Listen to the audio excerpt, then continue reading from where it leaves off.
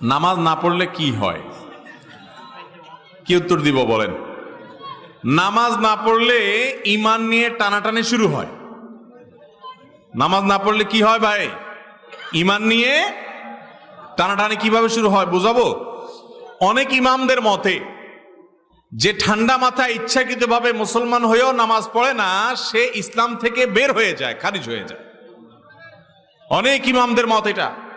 ইমাম আজম আবু হানিফা রাহিমাহুল্লাহ সহ অন্য অনেক ইমামের মত হলো, যদি সে নামাজ না পড়ে কিন্তু তার মধ্যে অপরাধ বোধ আছে, সে নামাজ না পড়ার কারণে লজ্জা শরম ভিতরে ভিতরে আছে, পড়া উচিত সেটা মনে করে, তাহলে সে কাফের হবে না। তাহলে নামাজ না পড়লে ইমামদের ইখতিলাফ আছে যে ঈমান আছে না নাই, ঈমান নিয়ে টানাটানি শুরু হয়ে গেল না? তো নামাজ না পড়লে ঈমানে টানাটানি শুরু হয়। কিন্তু আমাদের বাংলাদেশে মানুষের ঈমান এত মজবুত, এত শক্ত,